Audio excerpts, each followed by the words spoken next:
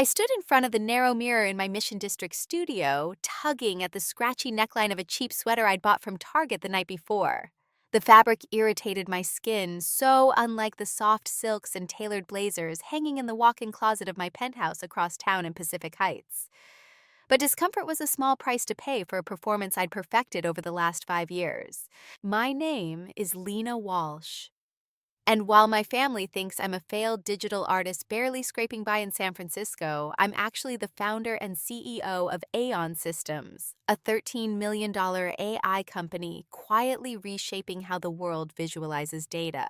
But to them, I'm still the black sheep, the dropout, the disappointment. My phone buzzed. A text from Caroline. "Don't be late for Christmas dinner, and please try to wear something presentable this year." I laughed under my breath.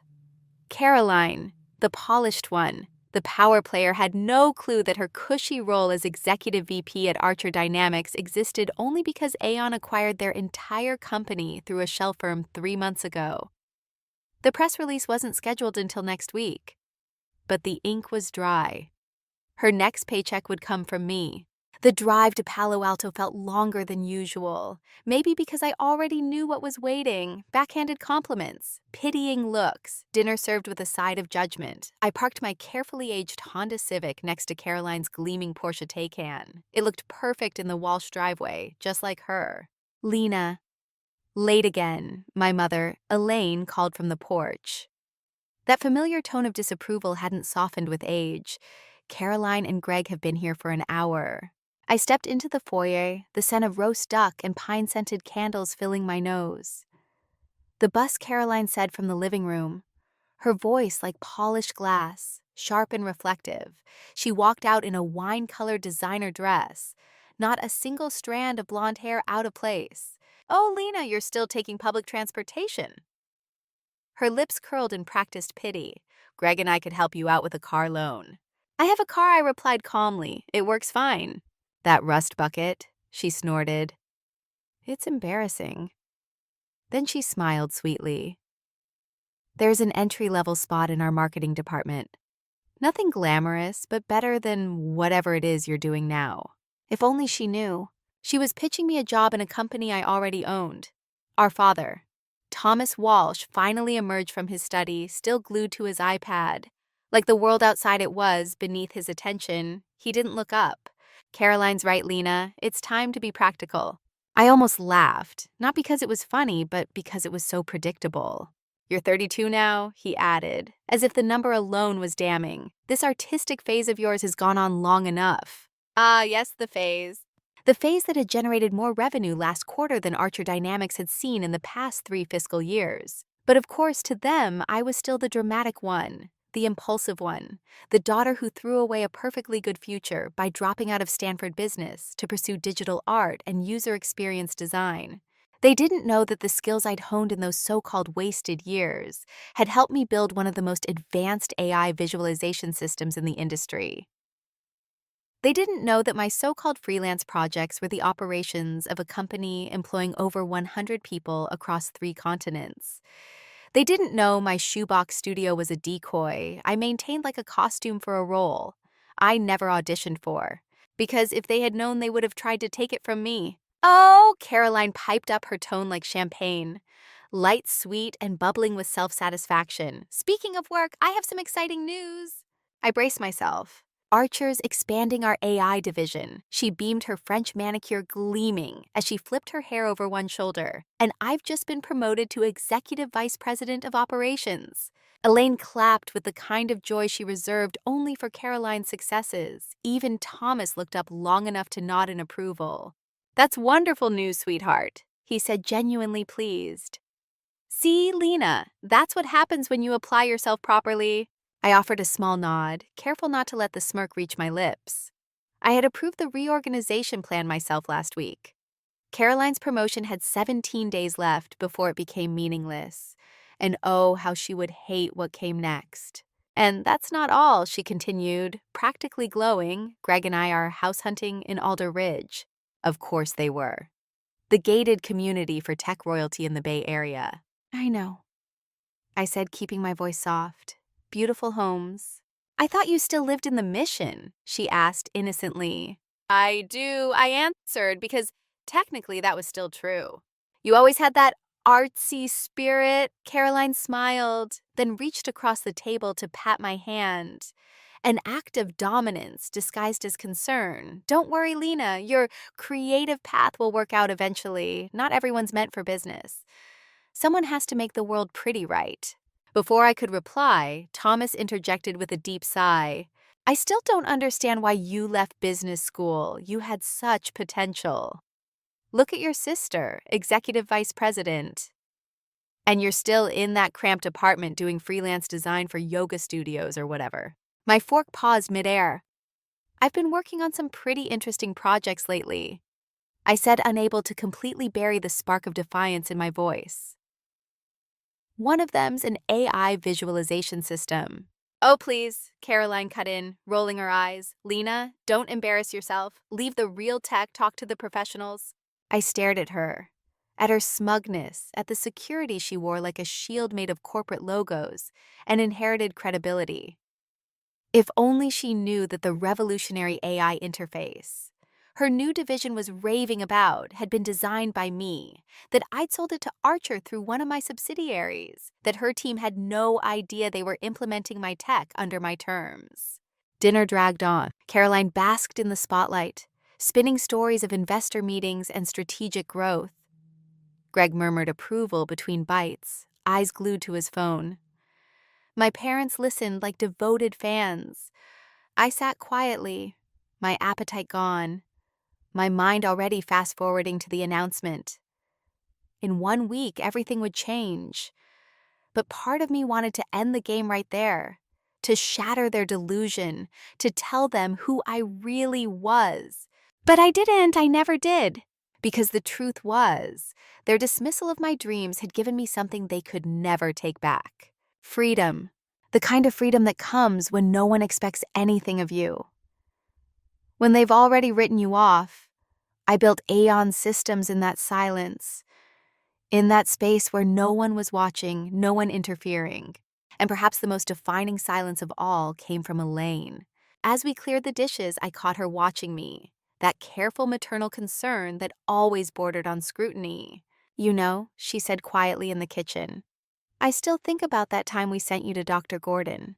I froze, gripping the edge of the counter. You were different back then, she continued. So withdrawn, always talking about color maps and machine emotions. I thought maybe you were depressed. You thought I was mentally ill, I said flatly. No, she corrected. I thought you were struggling. You didn't fit, Lena, and I didn't know what else to do. We just wanted to help. I turned to face her, 1,000 childhood memories boiling beneath my skin. You didn't help me, I said quietly. You tried to fix me because you didn't believe someone like me could ever be normal, let alone successful. She said nothing, just stood there, her hands frozen on the dish towel. That was the moment I realized they hadn't just dismissed me. They'd tried to erase me. In exactly 7 days, they'd find out just how dangerous it had been to ignore the quiet one. But I hadn't anticipated Caroline finding out so soon. That night, curiosity got the better of her, along with a few too many glasses of Cabernet and the arrogance of someone who's never needed to question their place in the world. She Googled the new parent company. More specifically, she Googled the mysterious CEO of Aeon Systems. Across the city in my real home, a sunlit penthouse perched high above Pacific Heights. I sat reviewing the final draft of the merger documents. Everything was in order. Archer Dynamics would be fully absorbed within the next 7 days. The executive team, including its newest VP, would be adjusted. My phone buzzed. Hey sis, quick question. Why does the CEO of Aeon have the same middle name as you? Walsh isn't exactly rare, but Ilaris. That's specific. I stared at the screen, letting the silence stretch before typing back. Interesting question. Why don't you come by my apartment tomorrow? My real one. I'll text you the address. The game had just accelerated, and I wasn't even mad about it. The next morning, sunlight poured through the floor-to-ceiling windows, glinting off the marble counters and smart glass walls that shimmered with live data from Aeon's operations hub. I sipped espresso in silence, watching San Francisco come to life below. My phone buzzed again. 3 missed calls, 7 unread texts. Lena, this isn't funny. Tell me this isn't real. I know what I saw, but it doesn't make sense. NSODER, your phone. Are you behind this? She'd spent the night piecing it together, conference videos, awards, patents, interviews. Under my full name, all the breadcrumbs I'd left scattered just far enough apart to be invisible unless you were looking. The intercom crackled, "Ms. Walsh, your sister's here, she's persistent. Send her up, James. Maybe have security on standby." Minutes later, the private elevator opened with a hiss. Caroline stepped out still in yesterday's designer dress, her heels slightly scuffed, her eyes wild. What the hell? She took 2 steps into my apartment, her gaze snapping from the custom art interface on the wall to the panoramic view of the bay. She looked like a woman who just walked into a version of reality she had no vocabulary for. What is this place? What's going on? I tilted my head toward the espresso machine coffee. You look like you could use some. She had no idea. But she was about to coffee. Caroline's voice cracked slightly, inching toward hysteria. You want to offer me coffee? She stared at me like I just casually confessed to murder. I spent all night digging through articles, press releases, patents, keynote recordings, discovering that my struggling little sister is actually my boss.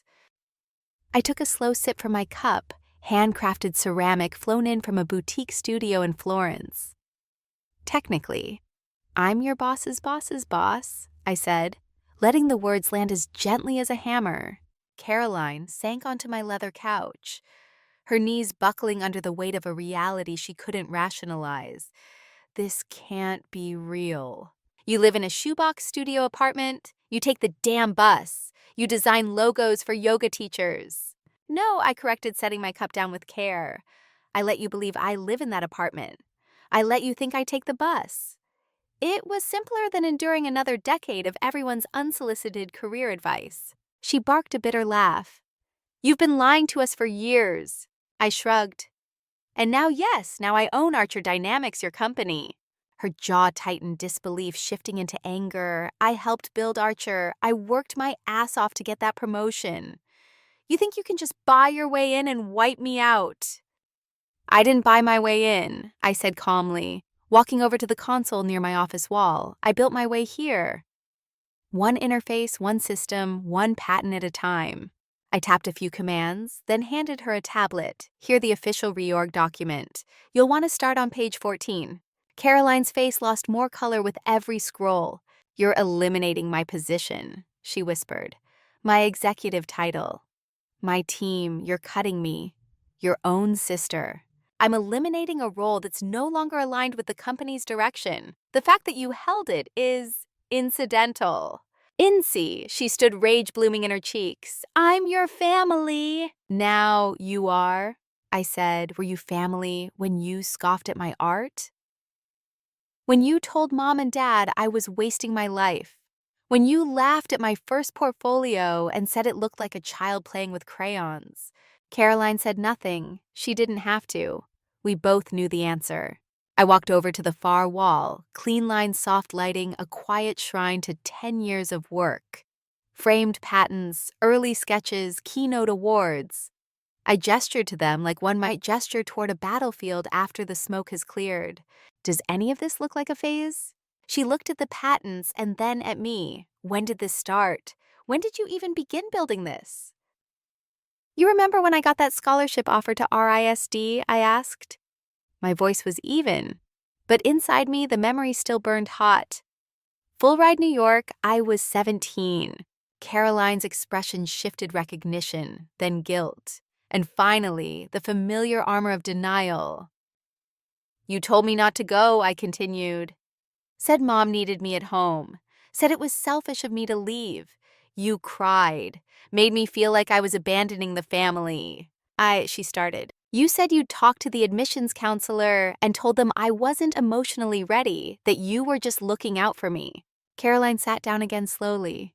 That scholarship, I said, was the first door you closed behind me, but it was also the moment I knew I'd never let you or anyone define my worth again. She looked away. I didn't think you'd remember. I never forgot. Silence swelled between us. For once, she wasn't performing.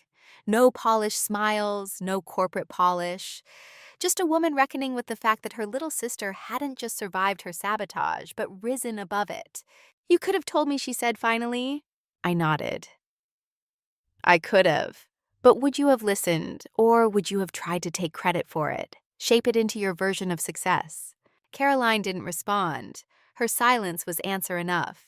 "No," I said. "It was better this way, quiet, hidden, free. And Mom and Dad," she asked, her voice small, "they'll find out with everyone else. I don't owe them the truth before the world sees it." "They'll be devastated." "Will they?" I raised a brow, or just upset. They don't get to bask in the glow of something they never supported. "Angry they can't say. We always believed in her when the cameras are rolling." Caroline flinched, because we both knew Elaine would be the first to rewrite the story. "I want to see the job description," she said, pulling herself back into control. "The real one." I nodded and sent the file to her phone. "Same salary, new title, smaller scope. But it's a role you're qualified for, and if you say yes, you'll report to someone far more innovative than you've ever worked with." "If I say no," she asked quietly, "then you'll get a very generous severance. And you'll have to explain to Mom and Dad how you lost your job after a merger you didn't even see coming." She stood walking to the window. The view stretched wide, San Francisco glittering in winter light. I watched her carefully, the inner war dancing across her face. "I should hate you," she murmured. "You probably will," I said, "for a while." She turned to me, and for the first time in our adult lives, I saw something unexpected in her eyes. Not jealousy, not superiority. Fear and respect. "You've been planning this for years," she said. "All those dinners, all those condescending comments, and you just sat there quiet." "I learned early," I said, "that being underestimated is a luxury. No one watches the girl they think already lost." She chuckled, dark, bitter, and almost admiring. "You really are dangerous." "No," I said, smiling, "I'm just free." She moved toward the espresso machine, poured herself a cup with shaking hands. "And Mom and Dad going to offer them jobs too." "They're not my concern anymore." "You don't mean that." "I do." I looked at her. "They had every chance to believe in me. Instead, they tried to fix me, flatten me. They don't get to be proud of me now." Caroline took a sip, then set the cup down gently. "Show me the house." I raised an eyebrow. "The one in Alder Ridge," she clarified. "The one you said has better security."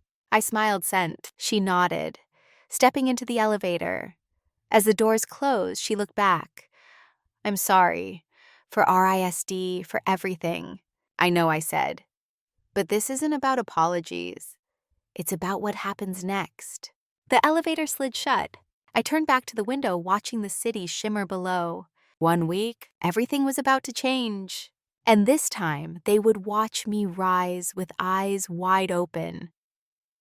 The week leading up to the merger felt like drifting through a dream, stitched from tension and clarity. Caroline had accepted the new position, not without some relentless negotiating. Of course, she wanted her new title, a broader portfolio, more client interaction, and a say in the onboarding team. She fought for it like someone desperate to prove she hadn't lost everything. To her credit, she learned fast. Within a few days, she was asking sharp questions about our AI training datasets, workflow ethics, and design implications in real-time diagnostics. For the first time, I saw her peel away from the smoke and mirrors of boardroom games and stare directly at the innovation underneath. It surprised me and impressed me. But it didn't make me forget, because the true test was still ahead. We sat in my penthouse on the morning of the announcement, sipping coffee in silence, the city hazy and gold beyond the window panes.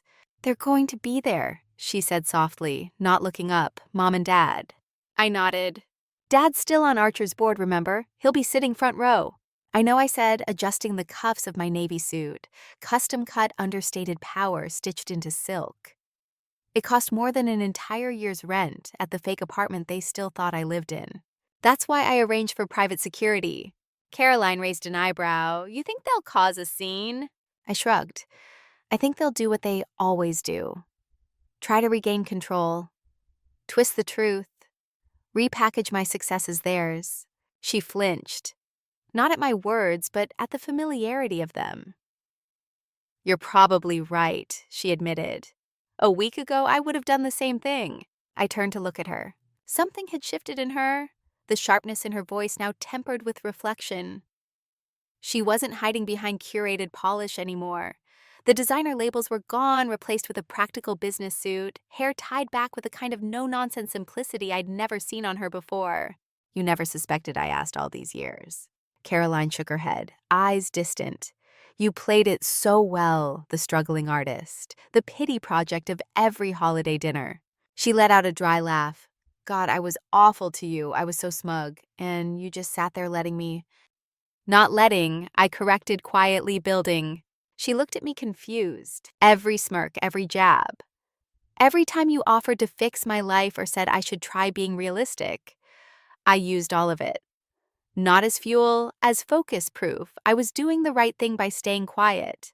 My phone buzzed. Final call press conference begins in 2 hours. Time to close the curtain on their illusion. And raise the curtain on mine. The Archer Dynamics headquarters pulsed with nervous energy. Clusters of employees whispered in corners, eyes darting toward the main conference hall. Everyone had heard the rumors. A mysterious acquisition. A shakeup in leadership. But no one knew who the new CEO of Aeon Systems really was. No one except Caroline, and she hadn't said a word. I stood in a private room adjacent to the hall, hidden behind a pane of one-way glass. From here, I could see the entire crowd assembling executives, journalists, shareholders. And in the front row, as I'd expected, sat my parents. Thomas Walsh, rigid in his board member's seat, tapped his phone with surgical precision. Elaine sat beside him. Immaculate as ever, trying to maintain calm while likely wondering why Caroline had insisted on their attendance. Ready. Caroline appeared at my side, her voice steady. She held a tablet close to her chest. No longer the woman obsessed with status, but someone learning to see. Almost, I replied. I turned to my assistant. Is everything in place? She nodded. Security's been briefed. Private exit is prepped. Then she added with a small smirk. And yes, we're capturing every reaction. Multiple angles, clean audio. Just in case you want to keep a copy, at exactly 10 a.m. Archer's current CEO shuffled on stage, visibly sweating through his collar. He delivered the obligatory line about exciting transitions and new opportunities. My father's eyes narrowed. He smelled something off. And now the CEO said, voice cracking slightly, please welcome the visionary behind Aeon Systems, our new CEO who will guide Archer into its next chapter. I stepped onto the stage. For a heartbeat, there was only silence. Then gasps, whispers, a sharp intake of breath from my mother, and the sound of my father's pen dropping onto the floor. Good morning, I said into the mic, calm and deliberate. My name is Lena Walsh, and I'm the founder and CEO of Aeon Systems. A ripple of stunned murmurs followed. I'm also the new executive head of Archer Dynamics. Effective immediately. My mother's hand flew to her mouth. My father's complexion drained to ash. I watched them closely, even as I walked the audience through the merger details, integration plans, and our new direction in ethical AI visualization, but my eyes kept returning to them, to the faces that had never imagined this version of me. As the formal announcement ended, reporters surged forward, questions flew, flashbulbs fired. And then, just as I anticipated, my parents began pushing their way toward the stage. Security moved swiftly, but I held up a hand. Let them through. Thomas's voice cut through the din. Lena, he said sharply. What is the meaning of this? I stepped forward, still composed. The meaning is what I just announced. Aeon Systems has acquired Archer Dynamics. The contracts are signed. The transition begins today. But you're an artist, Elaine stammered. You make websites for yoga studios. No, Mom. That's who you believed I was, because it was easier for you than accepting that success might look different than the story you wrote for me. Thomas's shock hardened into anger. How dare you go behind our backs like this, making secret deals, buying companies out from under your family? This isn't how we operate. Family. I let out a soft, bitter laugh. Was it family behavior when you ridiculed my career path? When you told me my degree was worthless? When you refused to support my choices, unless they fit your mold? Elaine interjected, voice rising. We were trying to help you. We only wanted what was best. For me, I cut in sharp as glass. Or for your reputation. You didn't want me to succeed, you wanted me to conform. My father's voice dropped into that low, dangerous register I remembered from my teens. We gave you every opportunity, he said, and you threw it away. You could have had a real job, a real future. Instead, you chose nonsense. You know what I told you back then? I nodded slowly. Oh, I remember. I turned slightly so the cameras wouldn't catch the crack in my voice. You said if I didn't do something respectable by the end of the year, you'd cut me off completely. Rent, health insurance, tuition gone.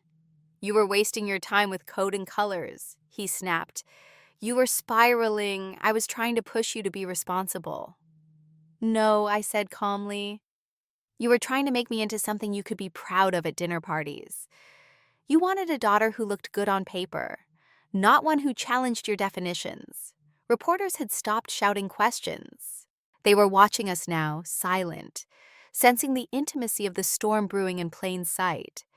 My assistant stepped in, professional and composed. Mr. Walsh, Mrs. Walsh, perhaps we should continue this conversation in private.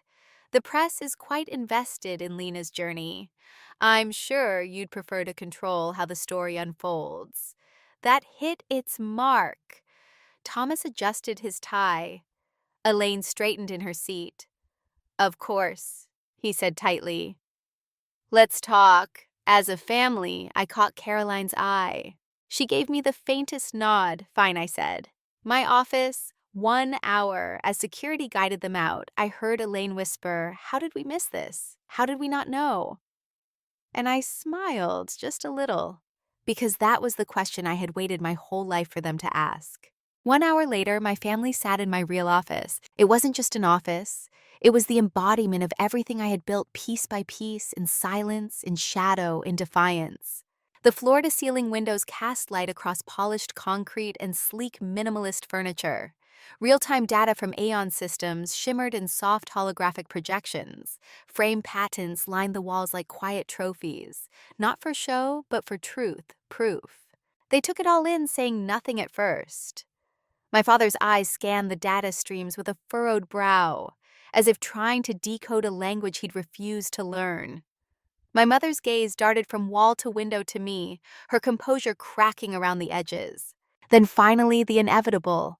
Why? Thomas asked, his voice clipped. Why the deception? Why not just tell us what you were building? Because you would have tried to control it, I said, voice, even arms crossed. You would have reshaped it into your definition of success, packaged it in a way that made sense to you. I paused. And I needed freedom. I needed space to build something real, something that wasn't bound by your expectations. Elaine's voice trembled. By lying to us, pretending you were struggling while you were, while I was becoming more successful than you could have ever imagined. I finished, turning to face her. Because every time I tried to talk about my work, about the tech, the AI systems, the interfaces, you dismissed it. It sounded like nonsense, she whispered, like a phase. No, I said sharper now. It only sounded like nonsense because you didn't bother to understand it. We didn't know, my father said quietly now. We thought you were wasting your potential. You didn't think I was wasting it. Caroline cut in from her seat across the room. You thought she was wasting it because it didn't look like mine. They turned to her, surprised. Caroline continued. You saw success in corporate titles, linear promotions, prestige. But Lena's success, it isn't just real, it's revolutionary. Elaine blinked. You knew. Caroline nodded. For a week, that's all it took to change everything. I thought I knew about what matters. I watched them as they tried desperately to make sense of the contradiction sitting in front of them. The daughter they thought had failed had not only succeeded, but had outgrown them. And then I saw it, that flicker in their eyes, that familiar twitch of ego reassembling itself. They were beginning to rewrite the narrative.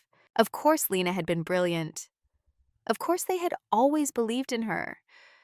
Of course her path had somehow been part of their parenting. Don't, I said sharply, cutting through the silence. Don't do that. Do what Elaine asked, her voice faltering. Don't try to rewrite history. Don't pretend you supported me. Don't act like this is your victory. They both stiffened. This I said. Sweeping my hand around the room is mine, every inch of it. Every server, every line of code, every sleepless night I built it despite you, not because of you. Elaine reached for something, anything, but we're your parents. Surely now that we know we can be part of it, part of what I asked, part of the success. Now that it's real to you, now that it checks your boxes, that's not how this works. Thomas stood, but even his posture couldn't cover the crack in his voice. Then how does it work, Lena? I turned to face him slowly, deliberately. It works like this. I run my company my way, no interference, no second guessing, no press statements about how proud you've always been. They looked to Caroline confused. She answered before they could ask. I work for Lena. Now she said simply, because she's not just my sister, she's the most forward-thinking leader I've ever met. And I'm lucky she's giving me a seat at the table. They both fell silent again. And this time it wasn't from shock. It was recognition. Recognition that the world they'd built, the hierarchy, the stories, the judgments had collapsed. Elaine spoke first. So, what now? Now I said you have a choice. They looked at me. You can accept that your view of success was too narrow, that I built something extraordinary without your approval, your funding, your permission, or I let the word linger. Or I continued. You can keep trying to force this into the story you told yourselves about who I am, who I'm supposed to be. And if we choose the first option, my father asked quieter than I'd ever heard him. Then maybe I said slowly, we can build a new kind of relationship. One where I get to be myself. One where you stop treating my life like a mistake. They exchanged glances, hesitant, unfamiliar. I could almost hear decades of certainty cracking under the weight of what they saw, what they could no longer deny. We'll need time, Thomas said finally. I nodded. Take it. I've waited 5 years. I can wait a little longer. After they left the room, stayed still, Caroline lingered behind, sitting back down with a long exhale. Well, she said, that was intense. It was necessary, I replied. She looked at me. Do you think they'll ever get it? I turned to the window. San Francisco shimmered beyond the glass, alive and restless, just like I'd always been. Maybe not, I said, but that's not my problem anymore. Because I was done shrinking to make anyone else comfortable. Done pretending small. Done apologizing for dreaming big and making it real. The next morning, I returned to the little studio apartment in the Mission District one last time. The walls were still bare. The furniture sparse, perfectly staged to tell the story I had let the world believe. I walked through the space, slowly gathering the few props I'd used to maintain the illusion, the thrifted jackets, the cracked coffee mugs, the aging laptop with just enough wear to look real. It felt strange, like walking through the shell of someone I used to know. Then, as I reached for the last box near the window, I saw it half buried under a pile of old notebooks. My sketchbook. The original one. Pages filled with the earliest concepts for the AI interfaces I would one day build, color-coded maps, abstract designs, hand-drawn wireframes, scribbled at 3 a.m. when all I had was an idea and a stubborn refusal to quit. I flipped through it slowly, each page a memory of who I was before the world taught me to be ashamed of it. My parents had called it doodling. Caroline once said it looked like art therapy for introverts, but I saw systems. Language vision, I saw the beginning. And now those same pages, laughed at, dismissed, had become blueprints for the technology that would reshape everything from medical diagnostics to climate modeling. I tucked the sketchbook under my arm, not out of spite, not even to prove a point, but because it reminded me that sometimes the most important work we do is the work no one believes in until it's undeniable. Success doesn't always wear a suit. It doesn't always come with applause or permission. Sometimes it looks like a so-called failure, quietly rewriting the rules behind closed doors. Sometimes it looks like a daughter walking away from her family's approval to build something that's hers. And sometimes it looks like the truth finally coming into the light, asking everyone who once doubted you to take a second look, not for their sake, but for yours. I stood at the doorway, taking one last glance at the room that had protected my secret for 5 years. Then I turned the lights off. I was done hiding, done pretending to be smaller just to make others comfortable, done apologizing for choosing a path they didn't understand. I wasn't the disappointment anymore.